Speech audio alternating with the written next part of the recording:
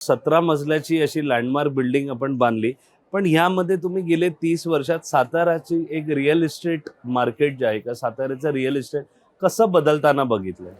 आता साताऱ्यामध्ये major township आहेत ते आम्हीच केलेले आहेत. म्हणजे रुद्राक्ष रेसिडेन्स असेल, गजवदन गार्डन असेल, वसुंधरा गार्डन, आदित्यनगरी, मेजर टाउनशिप्स आपण केलेले आहेत.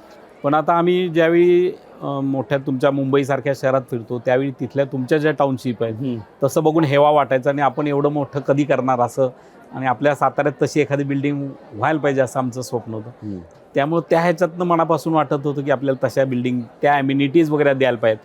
कारण आता सातारा बदलतोय, म्हणजे आमच्या प्रोजेक्टचं नाव आहे नव्या बदलत्या साताऱ्याची ओळख 17 मजली असं आमची टॅगलाईन आहे. अरे खूपच मस्त. हां, तर आता साताऱ्यात काय झालं आहे की करोनानंतर लोकांना लक्षात आलेलं आहे की बाकी सगळ्यापेक्षा आरोग्य हे महत्त्वाचं आहे. आणि साताऱ्याला पर्यटनही खूप चांगलं आहे, हवा तर खूप, निसर्ग चांगला आहे. फक्त इथं आपल्याला पुण्या मुंबईसारख्या ॲम्युनिटीज आम्हाला देता आलेल्या नव्हत्या, तर त्या सगळ्या ॲम्युनिटीज आम्हाला आता या नवीन प्रोजेक्टमध्ये दिल्यात. म्हणजे मग पोडियमवर स्विमिंग पूल असेल, क्लब हाऊस असेल, टेनिस कोर्ट असेल, जॉगिंग ट्रॅक असेल, अशा सगळ्या मॉडर्न ॲम्युनिटीज ज्या पुण्या मुंबईला, त्या तोडीचा आपण इथं प्रथमच प्रोजेक्ट केला आहे. 2 मजली पार्किंगची सोय केलेली आहे. त्यामुळं बरेचसे पुण्या मुंबईचे लोक, आता सातारा असं बघतोय की हवामानामुळं लोक इथं आता पूर्वी पुण्याला पेन्शनर सिटी किंवा पुण्याला लोक राहायचे, ते आता तसं थोडं साताऱ्याला बघतात. कारण हवामान चांगलं आहे, निसर्गात आपण साताऱ्यातनं 10-15 मिनटात जाऊ शकतो. त्यामुळं, आणि त्या तोडीची घरं नव्हती, त्यामुळं बरेचसे जे साताऱ्यातले ओरिजिनल लोक आहेत ते इथं घरं घेत नव्हते. पण आपण आता त्या प्राईम लोकेशनला तशी घरं निर्माण करतोय.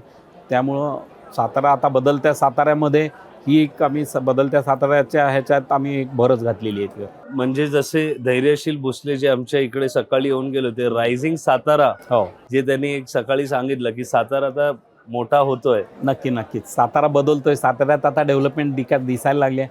बऱ्याच वर्षांनी साताऱ्यामध्ये 5 मिनिस्टर्स, 4-5 मिनिस्टर्स आहेत, सगळे उपमुख्यमंत्री वगैरे आहेत.